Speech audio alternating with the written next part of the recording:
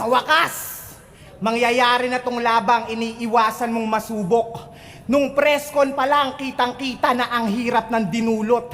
Paidlip-idlip ka na, ngunit hindi ka makatulog kasi tong dream match nila ang kinakatakot mong bangungot. Kasi real talk, si Enigma mismo naghamon. Sa tagal ng kumpirmasyon na inip-nakot na bagot. Sa paglipas ng panahon, malamang nasa bars mo na ngayon yung mga naipong palusot. Sakto, makakapagtago ka sa ingay ng kontrobersya at sigalot. Kesyo ninakaw to kay Enigma ng oportunista na panot. Well, wag mo nang i-justify kung bakit ka naging takot. Alamin natin yung sagot. Ninakaw nga ba to ng PSP sa flip top o ikaw mismo nagdamot? Kasi si Enigma nagtanim. Si Phoebus lang yung nakinabang. Sa kakaiwas mo, mamen, nagkaroon pa ng hidwaan. Kaya ba't nyo sisisihin tong matira mayaman? Masyado niyang pinahirapan. Kung san-san pa nakarating, kaya nga tour na kinailangan. Tas magyayabang ka ngayon, kesyo ikaw nagbubuhat sa amin? O ba't sa flip top, di mo nagawa yun? Yung kahambugan mo, subukan natin. Opisyal kitang hinahamon sa bagay na pinagdamot mo nga rin. Gawin ulit natin to sa ahon, mag-ubusan tayo ng hangin.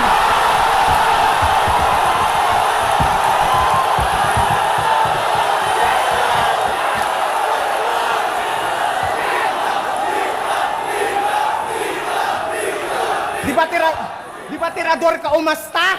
Di na yan uubra, tanga. Di na ako masisindak sa mga patutok-tutok mo, aba. Tsaka paano pa puputok yung mga gun bars mong dala? Kung una sa lahat, tol, hindi ka kumasa.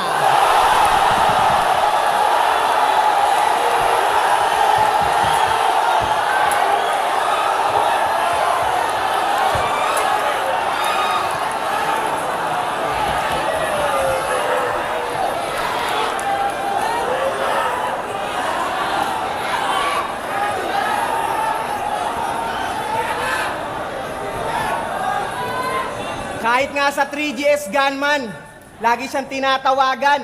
Ang dami ng miss call. Kaso lang iniiwasan, dinagampanan yung big roll. Ngayon, sino sa atin ang tirador kung ako pa yung humandel sa pistol? Speaking of pistol, isa buhay, champs. Total, nandito na rin tayo. Aminado, labang ko kay J-Black, pakiramdam ko talaga ako yung talo. Pero nung si Badang sumigaw ng luto, doon ko naramdamang panalo nga ako. Yung Badang defender na insulto sa aking punto na pahaging. Kasi yung kuro-kuro tungkol sa luto, di ba anggulo niya nga rin? Pinatunayan mo lang sa amin, nakautak mo yung Darwin. Naniniwala sa teoryang sa unggoy lang din ang galing.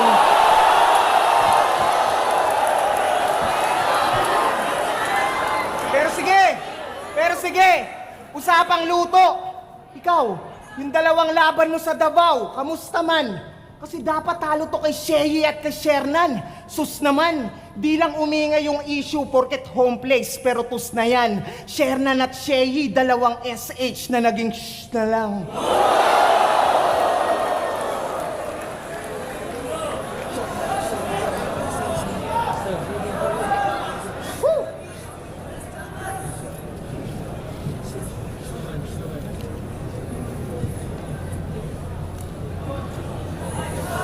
O, di ba walang ingay?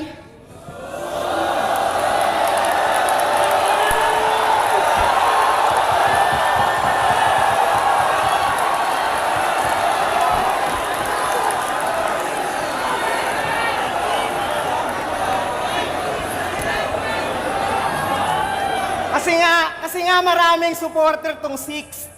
Yeah, they're counting on you. Pero mas unexpected yung jinx pagdating ng moment of truth. Kasi cold-blooded yung twist, lahat iiwanan kong shook. Hanggang pati mga tropa mong creeps madama yung out of the blue. Cause I got something to prove.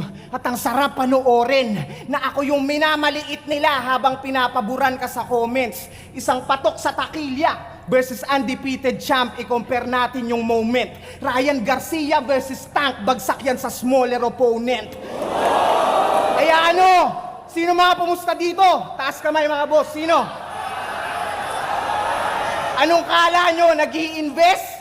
Pues, mga prediksyon nyo magmimintes. Liamado o dehado para sa akin meaningless. Tandaan nyong wala nang halaga yung odds pagtapos kuburahin tong DDS.